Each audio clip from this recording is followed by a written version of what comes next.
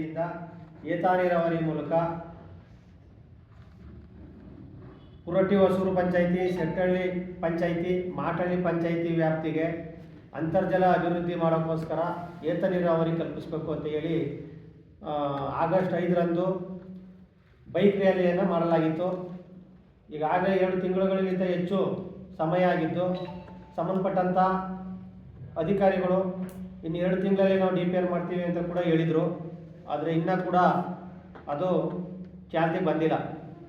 ಈಗ ನೋಡಿ, ನಮ್ಮ ಸ್ವತಂತ್ರ ಬಂದು 78 ವರ್ಷ ಕಳೆದ್ರೂ ಕೂಡ ನಾವು ಯಾವುದೇ ಒಂದು ಕೆಲಸ ಆಗಬೇಕು ಅಂತಂದ್ರೆ ಅರ್ಜಿ ಹಿಡ್ಕೊಂಡು ಹೋಗಿ ನಮ್ಮ ಕೆಲಸಗಳನ್ನ ಮಾಡ್ಕೋಬೇಕಾಗದ.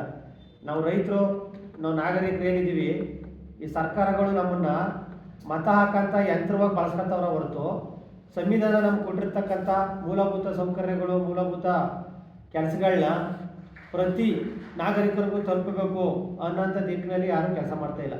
ಹಾಗಾಗಿ ಈಗಾಗಲೇ ನಾವೇನು 5ನೇ ತಾರೀಕು ನಾವು ಬೈಕ್ ರ್ಯಾಲಿಯನ್ನು ಹೋಗಿದ್ವಿ.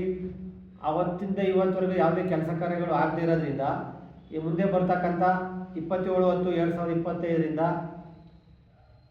ಈ ಭಾಗದ ತುಂಬ ಕಗ್ಗಂಟಾಗಿರ್ತಕ್ಕಂಥ ಸಮಸ್ಯೆಗಳನ್ನ ಬಗೆಹರಿಸೋಕ್ಕೆ ಸಂಬಂಧಪಟ್ಟಂಥ ಇಲಾಖೆಗೆ ಗಡುವನ್ನು ನೀಡ್ತಾ ಇದ್ದೀವಿ.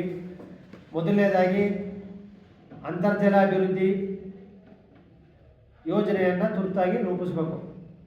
ಯಾಕಂತಂದರೆ ಈಗಾಗಲೇ ಸಾವಿರಾರು ಜನ ರೈತರು ಸಾವಿರಾರು ಕೃಷಿ ಪಂಪ್ಸೆಟ್ಗಳಿಗೆ ಬೋರ್ ತೆಗೆಸಿ ನೀರಿಲ್ಲದೆ ಎಲ್ಲ ಒಂದು ಸಾಲಗಾರರ ಒಂದು ಪರಿಸ್ಥಿತಿ ಬಂದಿರೋದ್ರಿಂದ ತುರ್ತಾಗಿ ಸಂಬಂಧಪಟ್ಟಂಥ ಶಾಸಕಾಂಗ, ಕಾರ್ಯಾಂಗ ಈ ಕಡೆ ಗಮನ ಹರಿಸಿ DPR ಮಾಡಿ ಅರ್ಜೆಂಟಾಗಿ ಭಾಗದ ಸಮಸ್ಯೆಗಳಿಗೆ ಸ್ಪಂದಿಸಬೇಕು.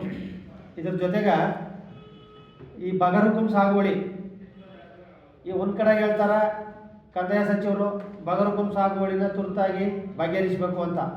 ಅದರ ಅನೂರು ಭಾಗದಲ್ಲಿ ತುಂಬ ನೆಲೆಗುದಿಗೆ ಬಿದ್ದಿದೆ ಈ ವಿಚಾರ. ಈಗಾಗಲೇ ನಮ್ಮ ದಂಟಹಳ್ಳಿ, ಆ ದಂಟಹಳ್ಳಿ ಅನ್ನೋಂಥ ಒಂದೇ ಗ್ರಾಮದಲ್ಲಿ 3500 ಎಕರೆ, ಕನಿಷ್ಠ 350ಕ್ಕಿಂತಲೂ ಹೆಚ್ಚು ಜನರು ಅನೇಕ ವರ್ಷಗಳಿಂದ ಅಲ್ಲಿ ವ್ಯವಸಾಯ ಮಾಡ್ತಾರೆ. ಅದು ಕಂದಾಯ ಭೂಮಿ ಕೂಡ. ಆದ್ರೂ ಕೂಡ ಯಾರು ಕೂಡ ಇದ್ರ ಬಗ್ಗೆ ಗಮನ ಹರಿಸ್ತೇನೆ ಬಂದಂಥ ಜನಪ್ರತಿನಿಧಿಗಳಿಗೆ, ಬಂದಂಥ ರಾಜಕಾರಣಿಗಳಿಗೆ, ಸರ್ಕಾರಿ ಅಧಿಕಾರಿಗಳಿಗೆ ಬರೀ ಪತ್ರ ವ್ಯವಹಾರ ಮಾಡ್ಕೊಂಡು ಹೋಯ್ತವ್ರ ಹೊರತು ಯಾವುದೇ ಬಗರುಕುಂ ಸಾಗುವಳಿ ಮಾಡ್ತಾ ಇರ್ತಕ್ಕಂಥವ್ರಿಗೆ ಇಲ್ಲಿ ತನಕ ಸಾಗುವಳಿ ಚೀಟಿಗಳನ್ನ ಕೊಡದೆ ಅವ್ರ ಕಡೆಗಣಿಸವ್ರೆ. ಅದನ್ನು 2ನೇ ಪಾಯಿಂಟು. ಮತ್ತು ಏನು ಈ ಮಾಟಳ್ಳಿ ವ್ಯಾಪ್ತಿಲಿ ಬರ್ತಕ್ಕಂಥ ಕೀರ್ಪಾತಿ, ಉಗ್ಗೆ ಪಂಚಾಯಿತಿ ವ್ಯಾಪ್ತಿಲಿ ಬರ್ತಕ್ಕಂಥ ಭೂಮಿಗಳಿಗೆ ಅನೇಕ ವರ್ಷಗಳಿಂದಲೇ ಸರ್ಕಾರ ರೈತರಿಗೆ ವ್ಯವಸಾಯ ಮಾಡೋದಕ್ಕೆ ಭೂಮಿಯನ್ನು ಕೊಟ್ಟಿದೆ. ಅದರಲ್ಲಿ ಕೀರ್ಪಾತಿ ಸರ್ವೆ ನಂಬರ್ಲಿ 1700 ಎಕರೆ, ಉಗ್ಗೆ ಪಂಚಾಯಿತಿ ವ್ಯಾಪ್ತಿನಲ್ಲಿ 2741 ಎಕರೆ ಭೂಮಿನ ರೈತರು ವ್ಯವಸಾಯ ಮಾಡ್ತವ್ರೆ. ಆದರೆ ರೈತರು ಭೂಮಿನ ವರ್ಗಾವಣೆ ಮಾಡೋಕ್ಕೂ ಆಯ್ತಾ ಇಲ್ಲ ಇನ್ನೊಬ್ರಿಗೆ, ಅಥವಾ ಬ್ಯಾಂಕ್ಗಳಲ್ಲಿ ಸರಿಯಾದ ಒಂದು ಸಾಲ ಸೌಲಭ್ಯಗಳನ್ನು ತಗೊಳಕ್ಕೆ ಆಯ್ತಾ ಇಲ್ಲ. ಈಗಾಗಲೇ ಅರಣ್ಯ ಇಲಾಖೆ ಮತ್ತು ಕಂದಾಯ ಇಲಾಖೆ ಅದನ್ನು ಜಂಟಿ ಸರ್ವೆ ಮಾಡಿ ಅಲ್ಲಿ ಯಾರ್ಯಾರು ವ್ಯವಸಾಯ ಮಾಡ್ತಾವ್ರೆ ಅದನ್ನು ಸಪ್ರೇಟಾಗಿ ಪೋಡಿ ಮಾಡಬೇಕಾಗಿತ್ತು. ನಾವು ಮಾಧ್ಯಮದ ಮೂಲಕ ಒತ್ತಾಯ ಮಾಡೋದೇನಪ್ಪ ಅಂತಂದ್ರೆ ಪೋಡಿ ಮುಕ್ತ ಗ್ರಾಮಗಳನ್ನಾಗಿ ಮಾಡಿ ಅಂತ. ಮೊದಲಿಂದಲೂ ಹೇಳ್ಕೊಬರ್ತಾವ್ರ ಪೋಡಿ ಮುಕ್ತ ಗ್ರಾಮ ಮಾಡಿದ್ದೀವಿ, ಪೋಡಿ ಮುಕ್ತ ಗ್ರಾಮ ಮಾಡಿದ್ದೀವಿ ಅಂತ.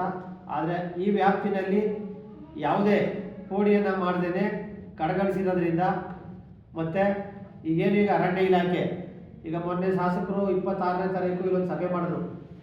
ಆ ಸಭೆ ಮಾಡಿದಾಗ ನಾವು ಹೇಳಿದ್ವಿ, ದಂಟಹಳ್ಳಿ ಮಾರ್ಗ ಹೋಗ್ತಕ್ಕಂಥ ರಸ್ತೆ ತುಂಬ ಜಂಗಲೆಲ್ಲ ಬೆಳ್ಕೊಂಡದ, ಅದನ್ನ ಕಟಾವು ಮಾಡಬೇಕು. ಯಾಕಂತಂದ್ರೆ ಅಲ್ಲಿ ಪ್ರತಿದಿನ ಯಾವ ಟೈಮ್ಲಾದ್ರೂ ರೈತರು ತಮ್ಮ ಪ್ರತಿದಿನದ ವ್ಯವಹಾರಕ್ಕೋಸ್ಕರ ಈ ಕಡೆ ಬರ್ತಾರೆ. ಮತ್ತು ಮಾದಾಪುರ ಭಕ್ತಾದಿಗಳ ಭಾಗದಲ್ಲಿ ಪಾದಯಾತ್ರೆ ಬರ್ತಾರೆ. ಎಲ್ಲ ಜಂಗಲ್ ಬೆಳ್ಕೊಂಡಿರೋದ್ರಿಂದ ಅಲ್ಲಿ ಬರ್ತಕ್ಕಂಥ ಕಾಡು ಪ್ರಾಣಿಗಳಿಂದ ತುಂಬ ಸಮಸ್ಯೆ ಆಯ್ತದೆ. ಅದನ್ನು ಕಟಾವು ಮಾಡಿಸ್ಕೊಡಿ ಅಂತ. ನಾಳೆಯಿಂದಲೇ ಸ್ಟಾರ್ಟ್ ಮಾಡಿಸ್ಕೊಡ್ತೀವಿ, ಬೇಗ ಮುಗಿಸ್ತೀವಿ ಅಂತ ಕೂಡ ಶಾಸಕರು ಹೇಳಿದ್ರು. ಆದರೆ ಅದು ಆಗಿಲ್ಲ. ಮುಂದಿನ ದಿನದಲ್ಲಿ ಯಾರಾದರೂ ಸಾವು ನೋವು ಆದರೆ ಇದು ಯಾರ ಜವಾಬ್ದಾರಿ? ಜನಪ್ರತಿನಿಧಿಗಳು ಜವಾಬ್ದಾರ ಆಯ್ತಾರೋ ಅಥವಾ ಅರಣ್ಯ ಇಲಾಖೆ ಸಿಬ್ಬಂದಿ ಜವಾಬ್ದಾರ ಆಯ್ತಾರೋ? ಹಾಗಾಗಿ ಇದೇನು ಕಾವೇರಿ ಜಲ ವಿವಾದಿ ಮಂಡಳಿ ಹೇಳ್ತದೆ, ಒಂದು ಕಡೆ ಅಂತಿಮ ಅವಾರ್ಡ್ನಲ್ಲಿ 63.83 TMC ನೀರನ್ನ ಸಣ್ಣ ನೀರಾವರಿ ಕೆರೆಗಳಿಗೆ ಮತ್ತು ಕುಡಿಯೋ ನೀರಿಗೆ ಬಳಸ್ಕೊಳ್ಳಿ ಅಂತ ಹೇಳಿ ನಮ್ಮ ದುರದೃಷ್ಟವಶಾತು ಪಕ್ಕದಲ್ಲಿ ದಂಟಳ್ಳಿಯಿಂದ 1.5 ಕಿಲೋಮೀಟ್ರಲ್ಲೇ ಕಾವೇರಿ ನದಿ ಅದ. ಅವರ ಶುದ್ಧವಾದ ಕುಡಿಯೋ ನೀರಿಲ್ಲ. ಈಗಾಗಲೇ ನಾವು ಗ್ರಾಮಕ್ಕೆ ಭೇಟಿ ಕೊಟ್ಟಂಥ ಸಂದರ್ಭದಲ್ಲಿ 1150 ಅಡಿ ಬೋರ್ ಕೊರಿಸಿದ್ರು 1 ಇಂಚ್ ನೀರು ಸಿಕ್ಕದ. ಪಕ್ಕದಲ್ಲಿ ನದಿ ಹರಿತಾ ಇದ್ರು. ಹಾಗಾಗಿ ತುರ್ತಾಗಿ ಶಾಸಕರು ಆ ಭಾಗದಿಂದ ಏತ ನೀರಾವರಿ ಮೂಲಕ ಏನು ಈ 3 ಪಂಚಾಯಿತಿಗಳು ಏನಿದೆ ಇದ್ರ ಬಗ್ಗೆ DPRನ ಮಾಡಿಸ್ಬೇಕು. ಇದನ್ನು ಡಿಮ್ಯಾಂಡ್ ಮಾಡೋಕ್ಕೋಸ್ಕರನೇ ನಾವೇನೋ ಹುಡುಗಾಟಕ್ಕೋಸ್ಕರನೋ ಅಥವಾ ಈಜೊಡೆಯೋಕ್ಕೋಸ್ಕರ ನೀರು ಕೇಳ್ತಾ ಇಲ್ಲ. ಸಂವಿಧಾನದತ್ವವಾಗಿ ನಮಗೆ ಮೂಲಭೂತ ಸೌಕರ್ಯಗಳು ಸಿಗಬೇಕು. ಅದರಲ್ಲಿ ಇದು ಕೂಡ ಒಂದಿರೋದ್ರಿಂದ ಈ ಒಂದು ಕೆಲಸವನ್ನು ಮಾಡಬೇಕು. ಮಾಡಿಲ್ಲ ಅಂತಂದರೆ 27ನೇ ತಾರೀಕು ಅನಿರ್ದಿಷ್ಟ ಧರಣಿಯನ್ನು ಮಾಡ್ತೀವಿ. ನಾವು ಅನಿರ್ದಿಷ್ಟ ಧರಣಿನ ಮಾಡಿ ವಾಪಸ್ ತಗೊಳ್ಳೋಂಥ ಸ್ಥಿತಿ ಇಲ್ಲ. ಒಡಕೆಯಾಳದಲ್ಲಿ ಅನಿರ್ದಿಷ್ಟ ಧರಣಿನ ಕೂರ್ತೀವಿ. ನಮ್ಮ ಕೆಲಸ ಆಗೋ ತನಕ ಅದು ಎಷ್ಟು ದಿನನಾದರೂ ಸರಿ, ನಮ್ಮ ಕೆಲಸ ಆಗೋ ತನಕ ನಾವು ವಾಪಸ್ ತಗೊಳ್ಳೋ ಅಂತ ಪರಿಸ್ಥಿತಿ ಇಲ್ಲ. ಹಾಗಾಗಿ ಈಗಲೇ ಸರ್ಕಾರ ಮತ್ತು ಜನಪ್ರತಿನಿಧಿಗಳು ಅಧಿಕಾರಿಗಳು ಎಚ್ಚೆತ್ತುಕೊಂಡು ಈಗೇನು ನಾವು ಒತ್ತಾಯವನ್ನು ಮಾಡಿದ್ದೀವಿ, ಇದಿಷ್ಟು ಕೆಲಸಗಳನ್ನ ಮಾಡೋಂಥ ದಿಕ್ಕಿನಲ್ಲಿ ಕ್ರಮ ವಹಿಸಬೇಕು ಅಂತ ಮಾಧ್ಯಮದ ಮೂಲಕ ಈ ಸಂದರ್ಭದಲ್ಲಿ ಮನವಿಯನ್ನು ಮಾಡ್ತೀನಿ ಸರ್.